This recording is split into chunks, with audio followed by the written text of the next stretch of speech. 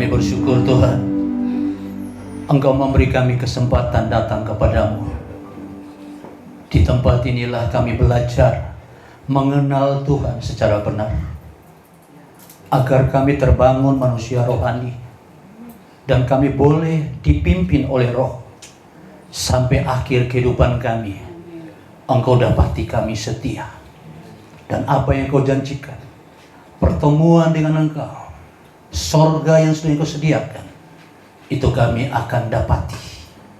Dan keputusannya adalah sekarang, tak kala kami masih hidup Tuhan. Terima kasih untuk semua pujian dan penyembahan. Biarlah ini berkenan di hadapan sebagai dupa yang harum. Kau berbicara kepada kami semua, termasuk hamba-Mu. Kami siap mendengarkan firman Tuhan. Mari sama-sama katakan yang saya. Amin. Shalom, singkat saja saya kenalkan, nama saya Joni Bagiti, istri saya 1, anak saya 3, dan cucu saya 2. Singkat saja. Lebih daripada itu biar untuk kemuliaan Tuhan saja ya. Oke, Bapak Ibu Saudara, hari ini saya mau bicara tentang satu tema, bahwa hati-hati dengan pengajaran palsu. Ya. Hati-hati dengan pengajaran palsu. Gereja sekarang bukan dalam keadaan baik-baik. Jangan Anda berpikir bahwa gereja sekarang semuanya aman dan baik. Gereja sekarang lagi diserbu. Dan gereja tidak sadar bahwa ada kekuatan setan yang masuk lewat pengajaran yang tidak benar. Pengajaran apa, saudara kasih dalam Tuhan? Pengajaran yang membawa kita kembali kepada daging. Waktu kita datang ke gereja, yang kita cari bukan lagi tentang hal rohani. Padahal kita sering berkata, kita ini Israel rohani, bukan Israel jasmani. Israel rohani mendapat janji, memang. Mujizat demi mujizat yang tadi dinyanyikan, itu terjadi dalam kehidupan mereka. Tapi Mazmur berkata, mujizat demi mujizat yang mereka alami, mereka tidak pernah mengenal Tuhan. Yesus menggenapi, melakukan mujizat karena orang Israel itu tidak lepas dari mujizat. Mereka harus percaya kepada Tuhan kalau ada mujizat. Kalau tidak ada mujizat, mereka tidak akan percaya kepada Yesus. Maka Bapak Ibu Saudara kasih dalam Tuhan, walaupun demi mujizat sudah terjadi, mereka sampai hari ini menolak Yesus. Mereka memakai kata Yesus. Yesus itu artinya nama yang harus dilupakan, nama yang dibenci, nama yang harus dilenyapkan. Itu bagi orang Israel. Tetapi nama Yesus, suka dan suka, mau dan mau, nama ini nama yang berkuasa. Kuasanya apa? Kuasanya menyelamatkan Anda dan saya. Kita datang di tempat ini tujuannya supaya suatu waktu kalau Tuhan panggil kita pulang, kita kembali ke surga. Tapi ada satu oknum yang tidak mau agar kita pulang, kita ke tempat yang lain. Umur kita singkat, Pak. Umur kita cuma 2 jam. Kenapa? Alkitab katakan 1 hari di hadapan Tuhan, 1000 tahun di hadapan manusia. Coba kalau dikalkulasi dengan angka, maka umur kita hanya 2 jam. Saya umur 56 tahun, tinggal 15 menit lagi kalau sampai 70. Iya, kalau sampai. Saudara kasih dalam Tuhan, saya mau cari apa?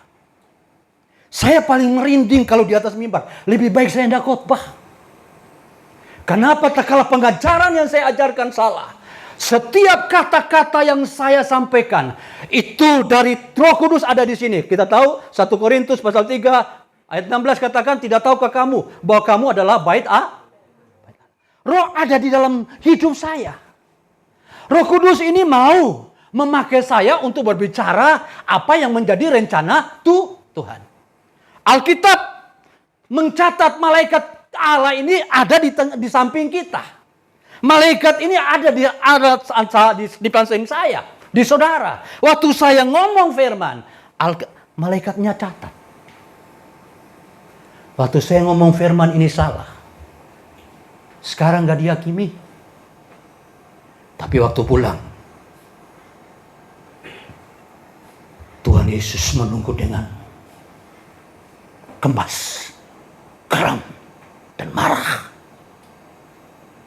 Saudara, makanya di atas mimbar sering saya katakan kepada teman-teman, lebih baik saya hendak khotbah, saya hendak ngajar.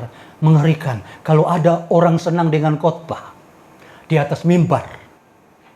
Itu urusan dia. Tapi bagi saya sangat tidak berani. Lebih baik saya hendak khotbah daripada saya ajarkannya salah. Ya, kita coba baca Maleakhi pasal yang kedua. Maleakhi pasal yang kedua mulai ayat yang ke-6. Maleakhi pasal yang kedua ayat yang ke-6 kita baca. Boleh ditampilkan? Kita baca sama-sama. Maleakhi pasal 2 ayat yang ke-6. Bisa?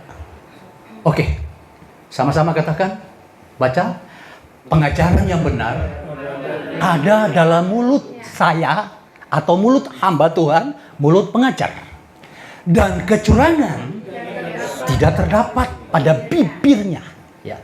Terus, dalam damai sejahtera dan kejujuran, ia mengikuti aku, mestinya begini. Terus, dan banyak orang dibuatnya berbalik daripada kesalahan. Ayat terusnya, ayat 7. Sebab milih dan orang mencari pengajaran dari mana? Mulut saya, mulut pendeta, mulut hamba Tuhan. Umat Tuhan cari pengajaran. Ya, sebab ia adalah utusan Tuhan. Allah semesta. Ya, ayat yang ke-8. Kita baca lagi ayat 8. Tetapi kamu ini menyimpang dari jalan. Kamu membuat banyak orang tergelincir dengan pengajaranmu. Kamu merusak perjanjian dengan Lewi, firman Tuhan semesta alam. Maleakhi adalah keturunan Lewi. Dan Maleakhi melihat imam-imam pada zaman itu, orang Lewi pada zaman itu, pengajarannya sudah menyimpang. Seharusnya dari mulutnya keluar pengajaran yang benar. Dari bibirnya keluar pengajaran yang benar. Tapi dari bibir yang sama membuat banyak orang tergelincir. Saudara, ini terjadi dalam rumah Tuhan. Pengajaran disampaikan di persekutuan, pengajaran disampaikan di rumah Tuhan. Dan kalau kita tidak hati-hati, sama-sama yang muncul imam, yang muncul nabi, yang muncul rasul, yang muncul pendeta, yang muncul juga itu hamba Tuhan. Yang membedahkan pengajarannya, kita ini dibawa kemana? Bawa kemana? Soalnya apa, saudara kasih dalam Tuhan? Ada banyak pengajaran yang muncul. Yang larinya hanya ke hal-hal daging. Menjanjikan sesuatu. Kita baca di dalam kitab Galatia pasal yang ketiga. Ayat 1. Galatia pasal yang ketiga ayat 1. Sama-sama, hai orang Galatia yang bodoh. Ya.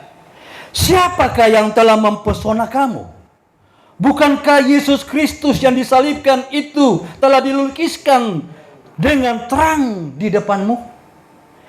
Hanya ini yang hendak ku ketahui daripada kamu. Adakah kamu telah menerima roh karena melakukan hukum Taurat atau karena percaya kepada pemberitaan Injil? Adakah kamu sebodoh itu? Kamu telah mulai dengan roh, makaukah kamu mengakhiri di dalam daging? Saudara, ciri pengajaran yang disampaikan hamba Tuhan, rasul, nabi, imam, itu selalu menuju kepada hal-hal daging. Anda ikut Tuhan diberkati. Anda ikut Tuhan banyak mujizat. Bahkan Anda ikut Tuhan tidak pernah sakit. Tidak pernah susah. Diberkati terus. Bahkan ada yang berkata, orang yang penuh dengan Roh Kudus itu gampang. Tinggal ngomong sama Bapak, aku punya utang sekian miliar. Yang utang dia, tapi yang dia suruh bayar tuh Tuhan. Kaitannya sorga ini sama duit semua. Bukan untuk keselamatan. Tuhan sudah atur, saudara. 6 hari lamanya kamu bekerja. Hari ke-7 adalah hari pemberhentian. Di mana kita melihat hidup rohani kita. Tapi kita dibalik, saudara. Gereja sekarang dibalik. Dibuat janji-janji yang manis-manis, saudara. Ini membuat iman kita makinlah. Kita cari Tuhan hanya untuk diberkati. Maaf saudara kasih dalam Tuhan, kalau kita hanya mencari Tuhan karena duit, mencari Tuhan agar kita diberkati, saudara kasih dalam keliru. Saya beritahu, semua kita ada Roh Kudus, amin. Roh Kudus ini dalam. Kira-kira Roh Kudus maunya apa? Mau duit? Mau rumah? Mau gedung mewah? Kan roh ini. Roh Kudus ini maunya agar kita menyembah dalam roh dan kebenaran. Apa menyembah dalam roh? Menyembah dalam roh itu kita tunduk kepada Sang Dia, yaitu Tuhan. Bukan kita bisa pandai bahasa roh, tapi kelakuannya, hatinya itu penuh dengan Markus 11:21 dan 22. Kenapa saudara kasih dalam Kristus? Roh, kalau roh ada di dalam, Dia Tuhan, Raja di atas segala raja, tinggal di dalam hidupmu. Inilah penyembahan. Kita tunduk. Kita menghormati. Karena Dia ada di sini. Jadi kita berkata, ampuni saya Tuhan kalau ada salah. Karena Dia ada di sini, bukan ada di luar. Kadang orang pintar ngomongnya pintar, tapi saudara kasih dalam Tuhan perbuatannya tidak sesuai, karena dari dalam ini keluar. Dia bukan lagi dalam roh, tapi dalam daging. Paulus katakan, roh itu berlawanan dengan daging. Roh itu seterunya, daging itu seterunya Tuhan. Lawan. Kalau kekristenan di bawah, kelihatannya saudara kasih dalam Tuhan. Tapi saya mau katakan, kalau ini janji-janji, banyak anak-anak muda saudara kasih dalam Tuhan yang akan kalah berperang. Semua berkat di bumi ini dijanjikan kepada semua orang untuk taklukkan bumi ini. Kalau anak-anak muda menjadi anak-anak muda yang malas, hanya doa dan doa puasa, doa dan doa puasa, Anda tidak akan bisa meraih apa yang Anda akan dapatkan. Dan sekarang banyak anak-anak muda, saudara kasih dalam Kristus Yesus, yang terbuai ke sana.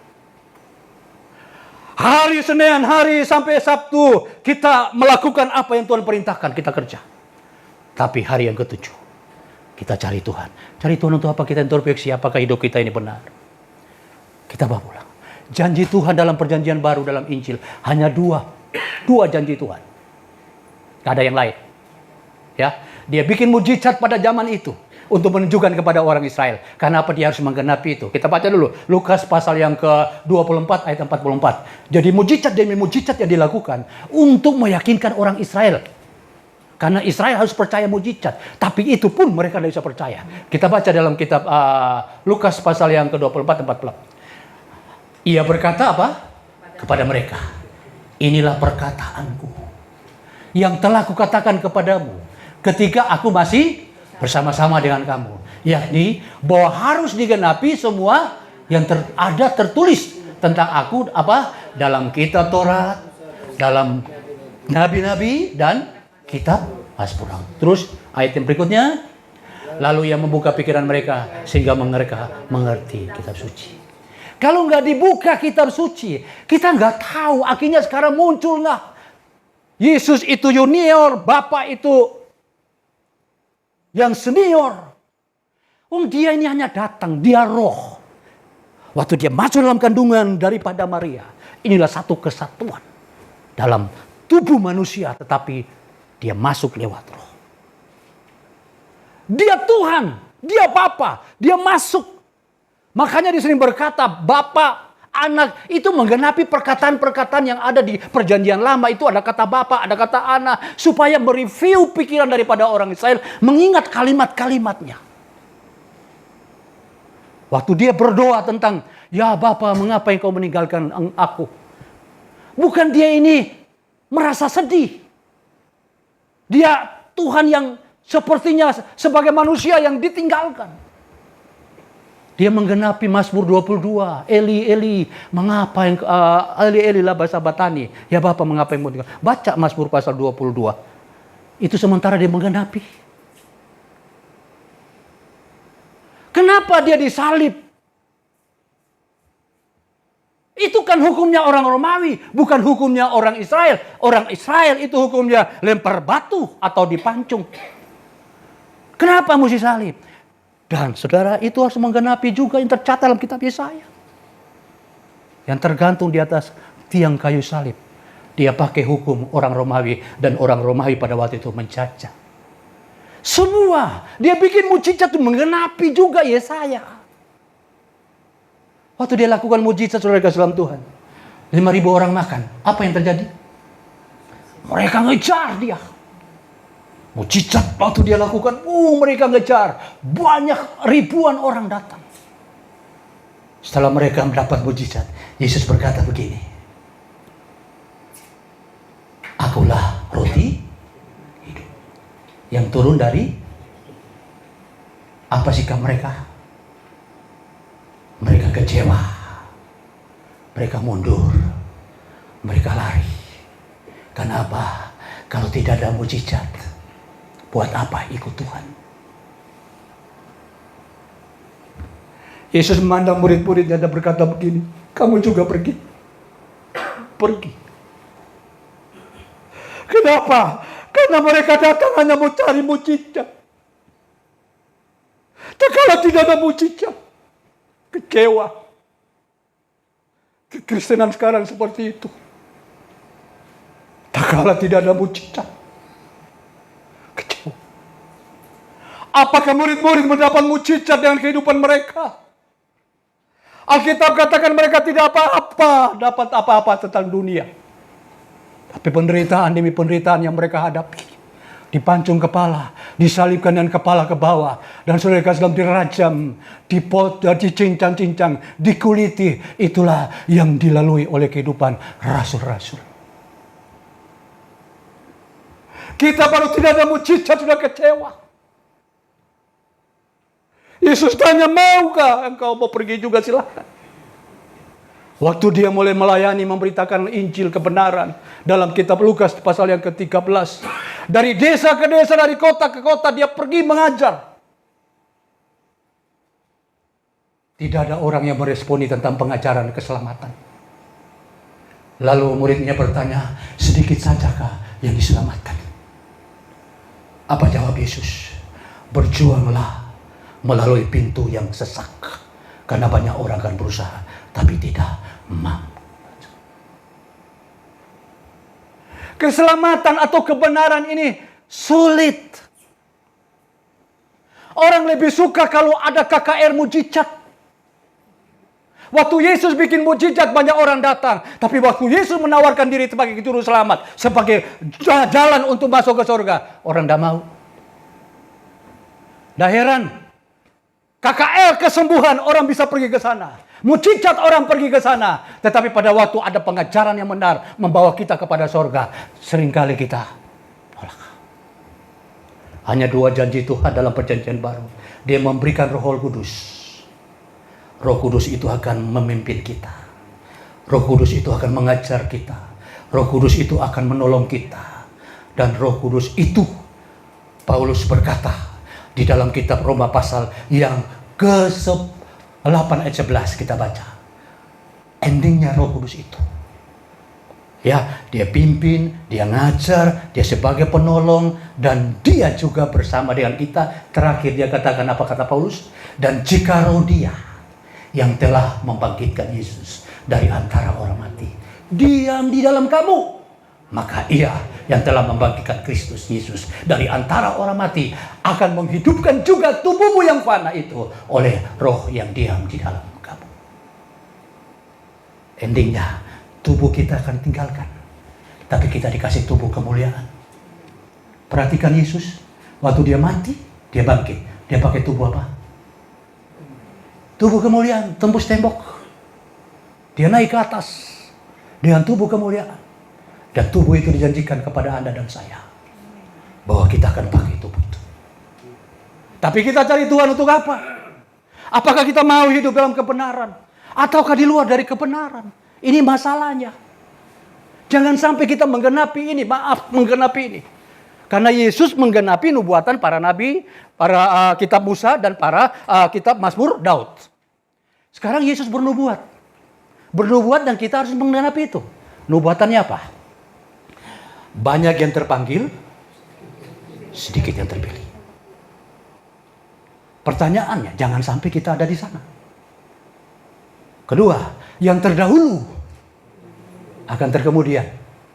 Terkemudian akan terdahulu. Jangan sampai kita ada di sana. Yang ketiga, Yesus bilang begini.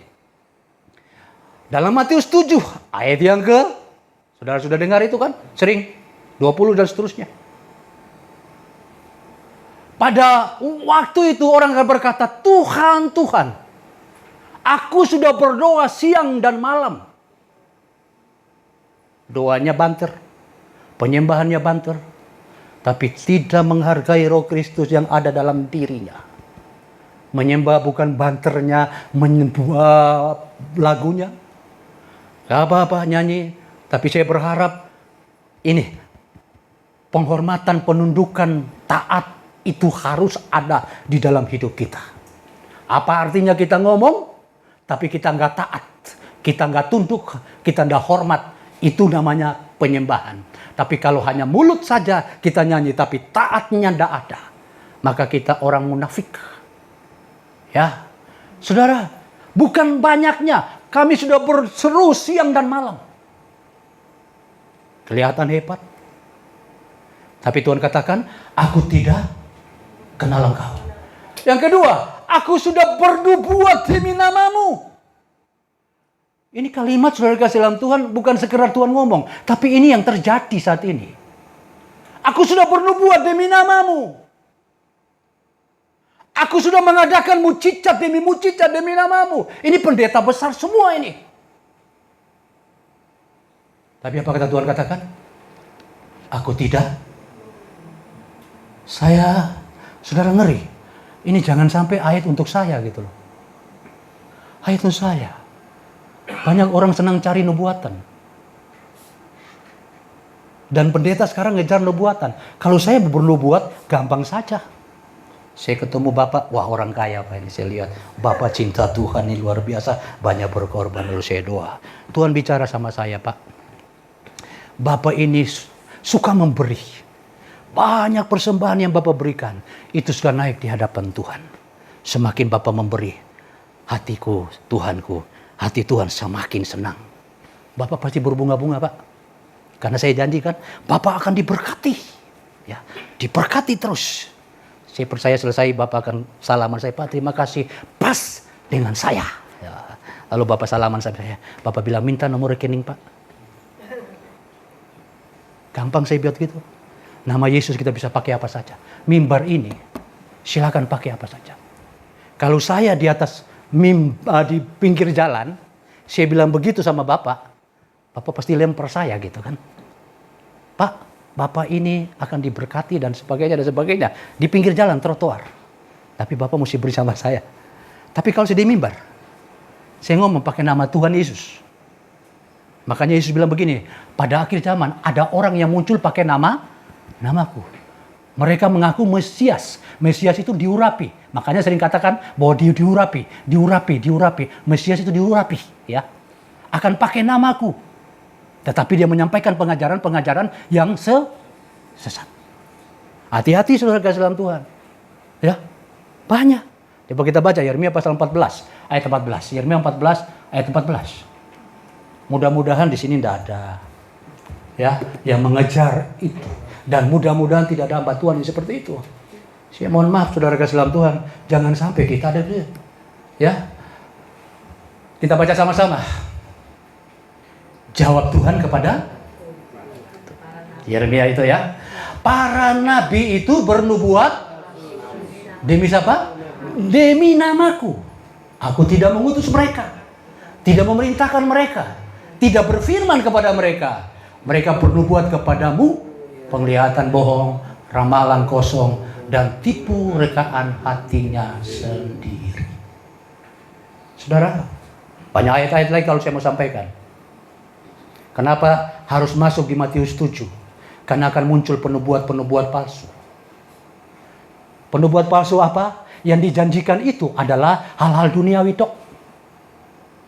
Kaya, sukses, berhasil, punya pabrik, punya mobil, punya macam-macam. Nah kalau seandainya itu dari Tuhan, masa Tuhan ini perlu begitu-gitu? Yang perlu itu kita. Untuk mendapatkan itu tidak ada jalan lain. Kerja. Kalau nggak kerja, mau dapat itu. Mimpi di siang bolong. Teman saya dinubuatin. Dapat Alphard. Sampai sekarang naik sepeda motor. Ada seorang juga dia bernubuat, saudara kasih dalam Kristus Yesus. Kamu tahun depan punya anak. Hambanya sudah meninggal. Punya anak tahun depan. Si wanita ini berkata, Pak, saya belum punya anak. Belum punya suami. Bagaimana punya anak kalau belum punya suami? Nah, saudara kasih dalam Kristus Yesus, ada banyaknya, ujung-ujungnya cuma dunia aja. Kalau Anda mendengar seperti itu, hati-hati. Kalau nubuatan yang benar membawa kita dalam pertobatan, membawa kita ini kembali kepada kebenaran. Nubuatan yang benar mengingatkan kita untuk persiapan diri. Kalau Tuhan datang sewaktu-waktu jemputmu, kemana? Saudara, keputusannya sekarang untuk ke surga dan ke neraka itu sekarang ini. Sekarang. Waktu kita lahir tidak punya pilihan. Kalau saya punya pilihan, mungkin saya ingin lahir daripada orang kaya. Saya tidak punya pilihan. Tetapi Tuhan punya kasih pilihan yang sama untuk ke surga. Kita punya pilihan yang sama. Tinggal tergantung kita mengambil. Kita punya pilihan yang sama. Maka yang kita cari adalah surga.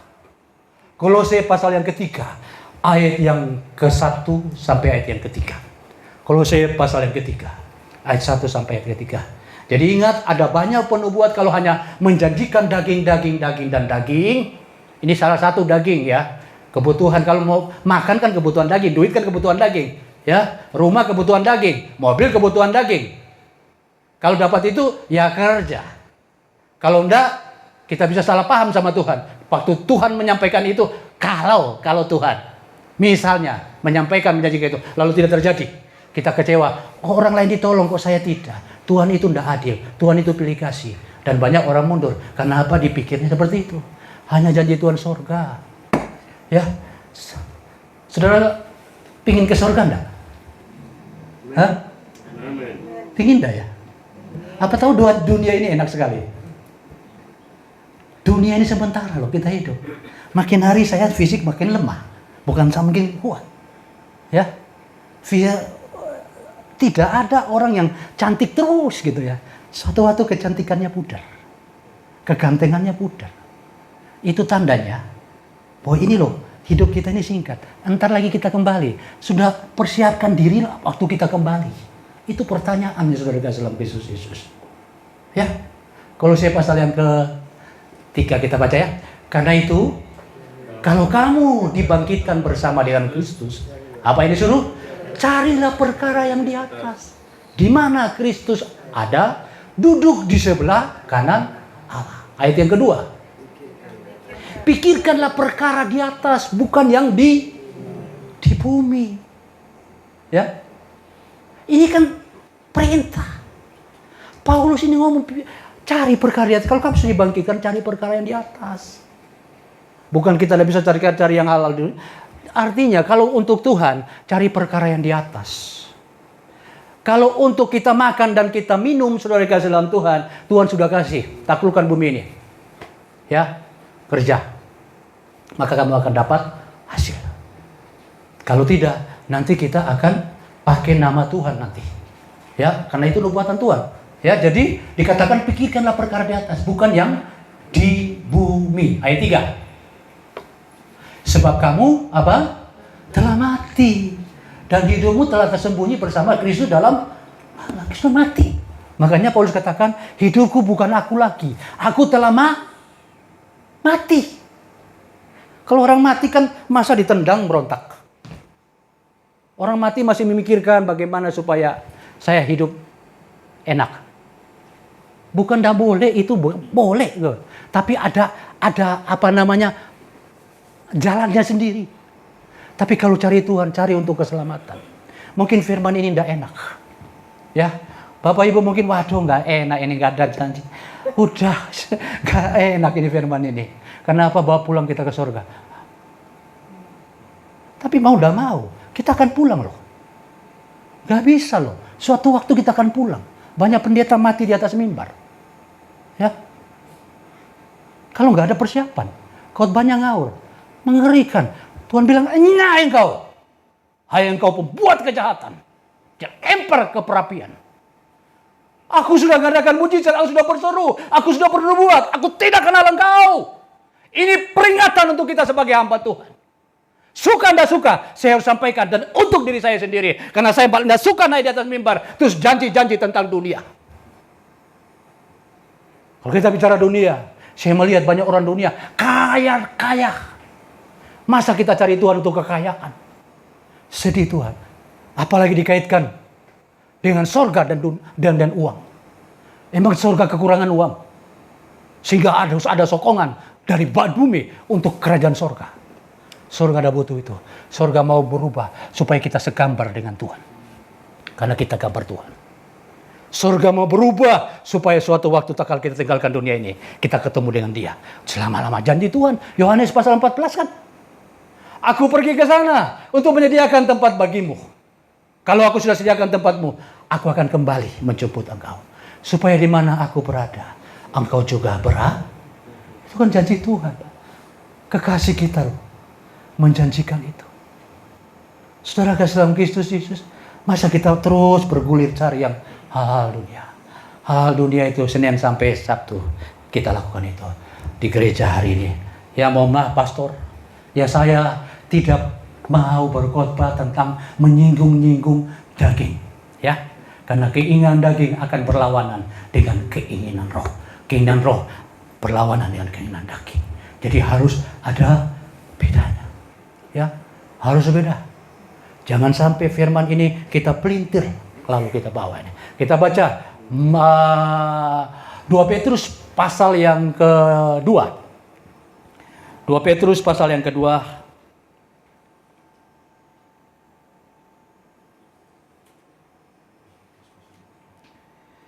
Mulai ayat yang ke-1 ya, 2 Petrus pasal yang kedua. 2 Petrus pasal yang kedua ayat 1.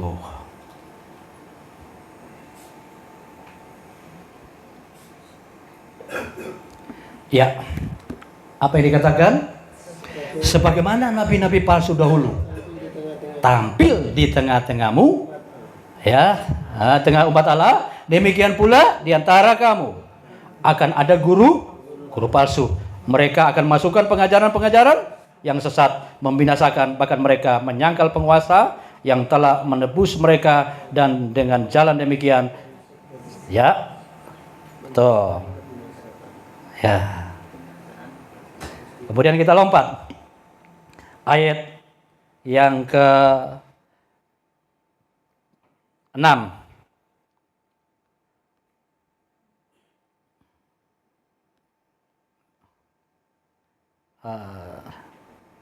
Sebentar.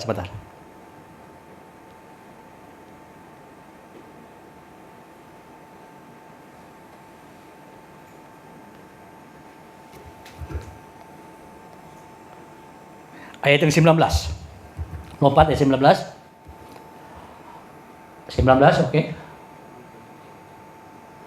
Ya. Mereka menjanjikan kemerdekaan kepada orang lain, padahal mereka sendiri adalah hamba-hamba kebinasaan. Karena siapa yang dikalahkan orang, ia adalah hamba orang itu. Dia menjanjikan kemerdekaan untuk orang lain, tapi dia adalah hamba kebinasaan. Nampilnya di mana? Ayat tadi yang ke-1 kan? Nabi-nabi palsu ini muncul di tengah-tengah umat Tuhan. Iblis ini tidak punya firman. Tapi dia pakai untuk membuat orang tersesat, dia pakai firman. Untuk membuat orang ini tidak mengerti uang palsu, maka dia harus masuk dalam uang yang benar. Untuk memalsukan uang benar itu. Iblis pun berikian. Untuk memasukkan kebenaran yang benar, dia harus masuk dalam kebenaran. Makanya khotbah kadang-kadang kelihatan benar, tapi ujung-ujungnya salah, gitu kan. Khotbahnya kelihatan sesuai firman, moro-moro lari lagi gitu kan.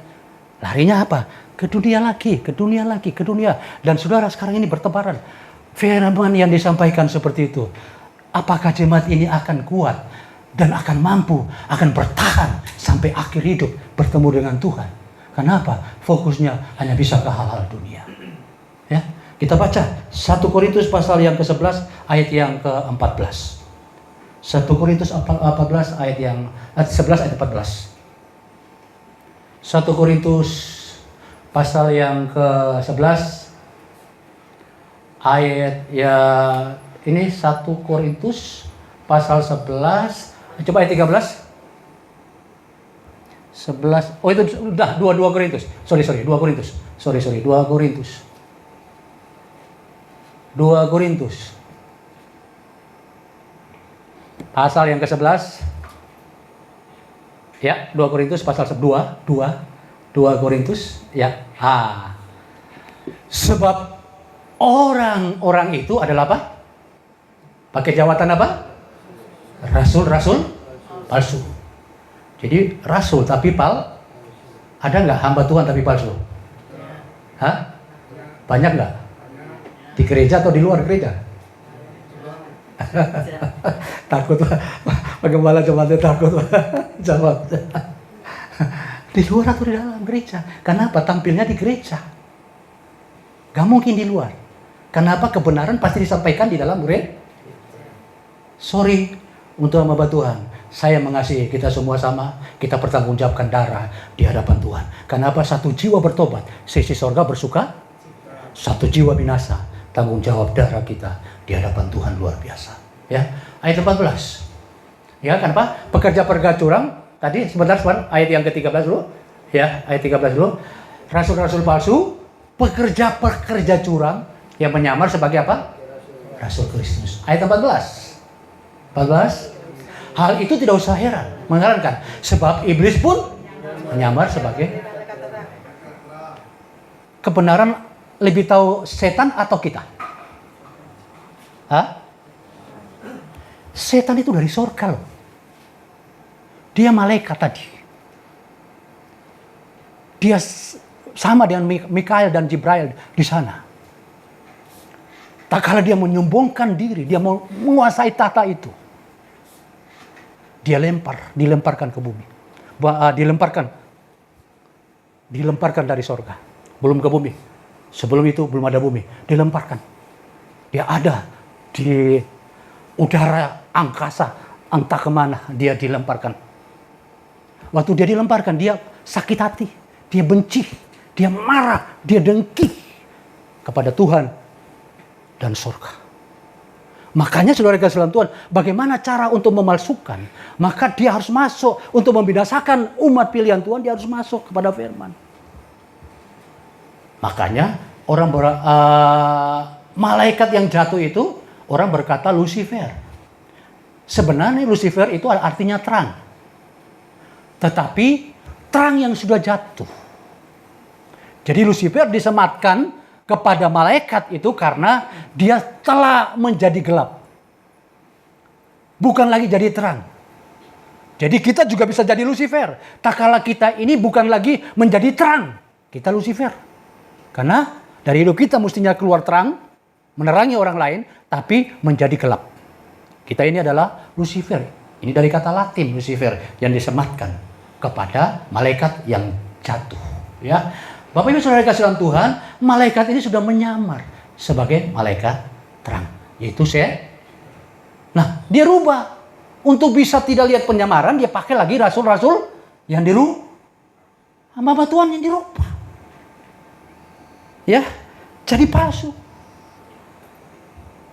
Mengajarnya semua pengajaran palsu. Tidak benar. Nah, ini yang dilawan oleh Rasul Paulus. 2 ayat terakhir, kita kembali lagi ke Galatia. Sorry, ayatnya banyak karena kita berdiri di atas mimbar, harus menyampaikannya firman.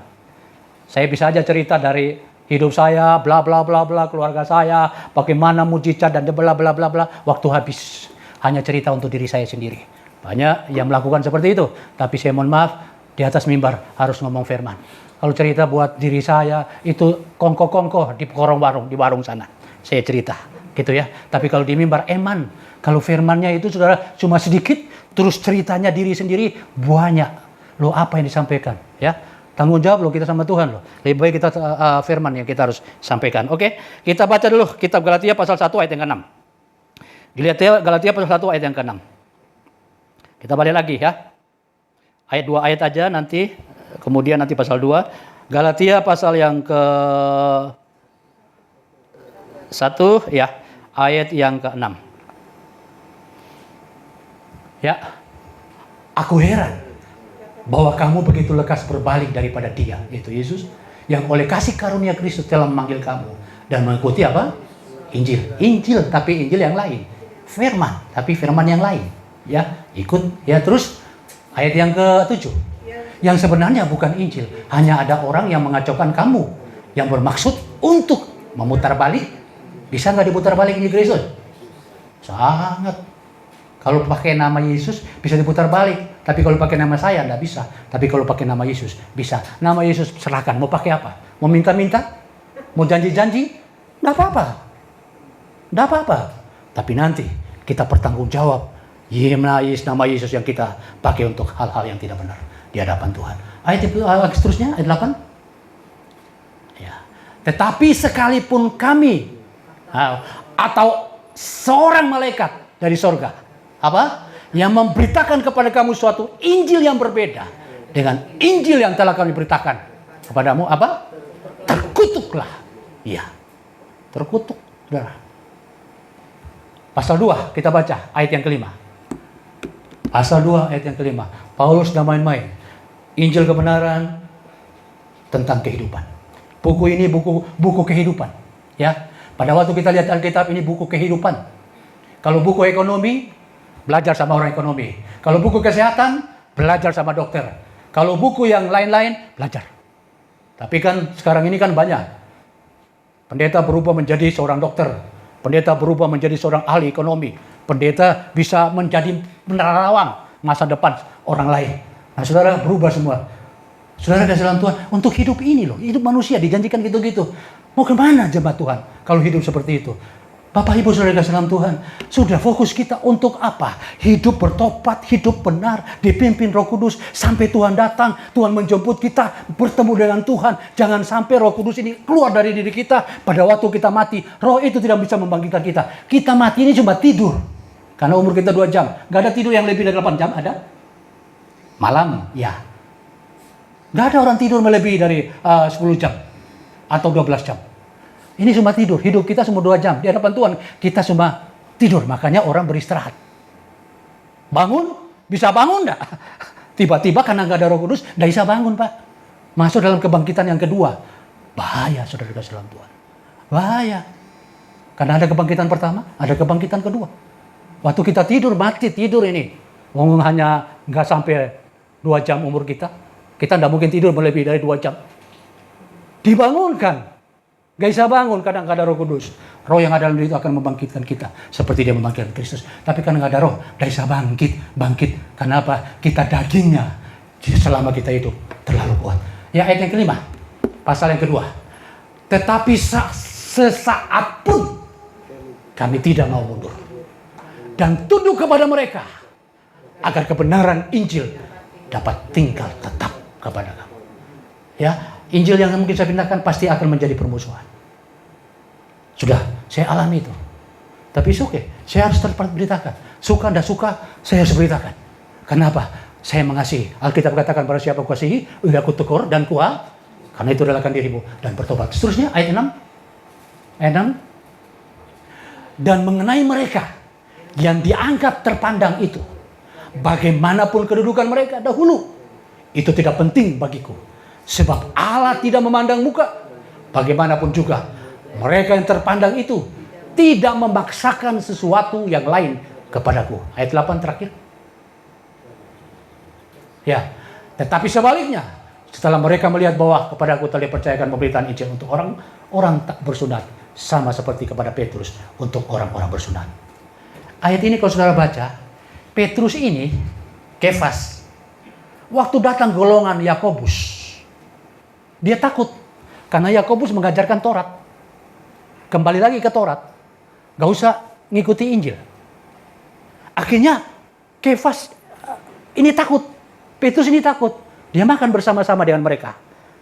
Dan tidak mau lagi tinggal dengan orang-orang yang tidak bersunat.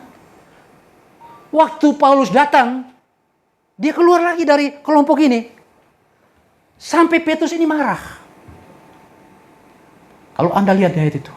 Kenapa dia takut? Golongan Yakobus. Siapakah golongan Yakobus? Suatu waktu mungkin Anda bisa dapat penjelasan. Yakobus ini adalah saudara Yesus.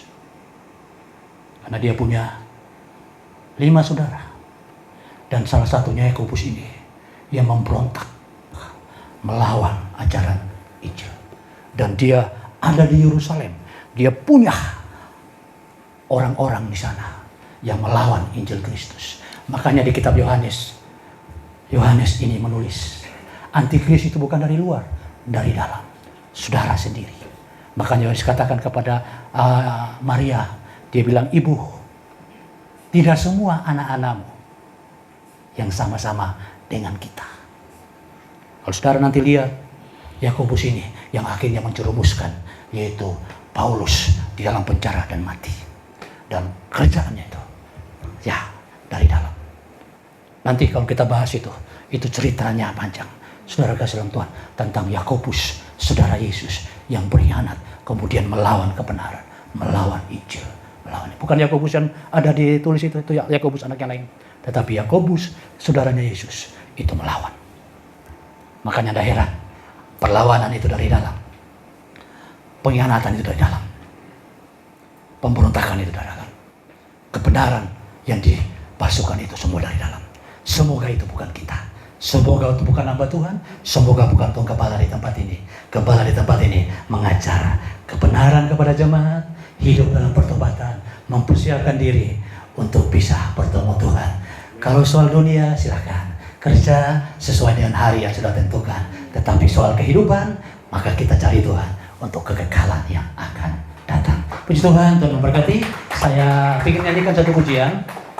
Bisa ditampilkan? Ya. Boleh ditampilkan videonya?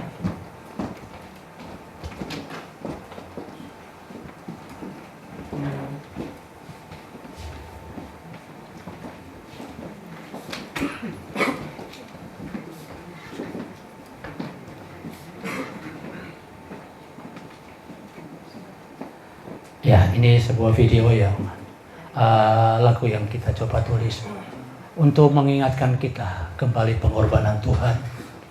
Tujuannya apa? Kalau dia hanya mati untuk hanya memberkati, dia tidak perlu. Lebih baik dia seperti orang Israel, hanya memberkati dan memberkati. Bikin mujizat dan bikin mujizat. Tapi dia harus datang karena sudah tertulis. Dia harus mati tergantung dia harus berbeda. Dia harus bangkit dan dia harus menyelamatkan kita. Ya.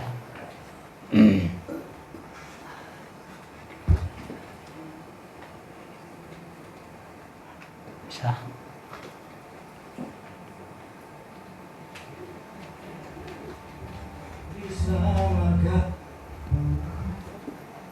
Bisa ditampilkan mungkin videonya? Ya.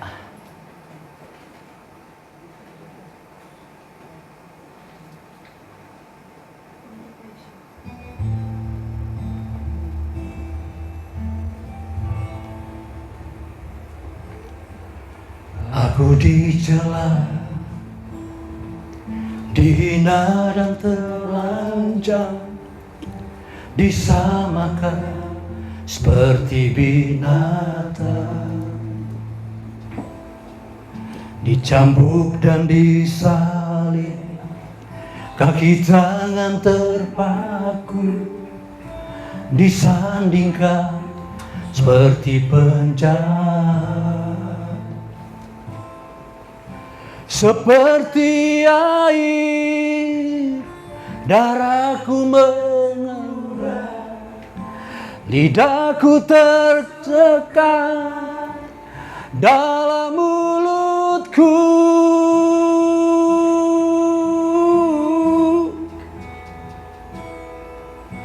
Eli, Eli, lama sabachthani.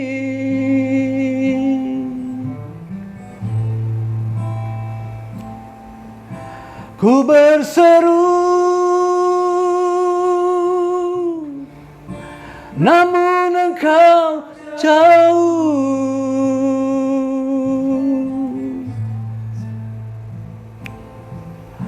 Eli, Eli,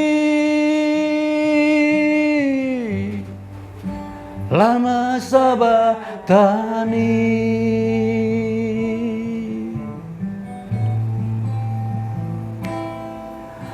Ku berseru, namun engkau diam.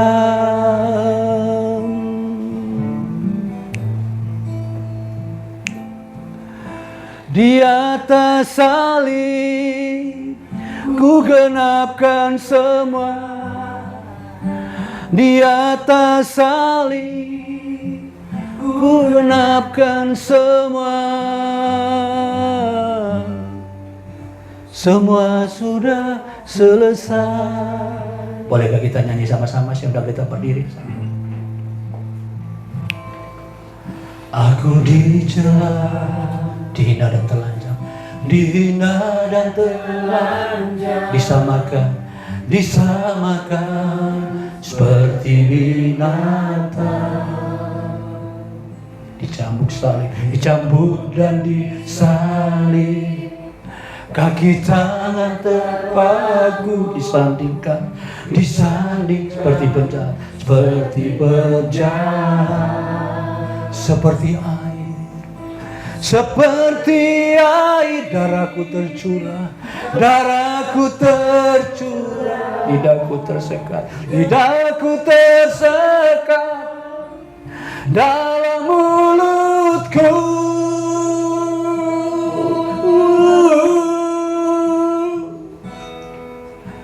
Eli, Eli, lama sabachthani. Ku berseru, namun engkau jauh.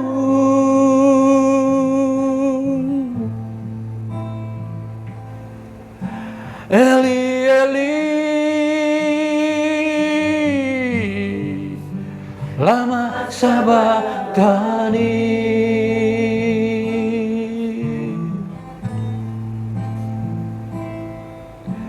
Ku berseru, namun engkau diam.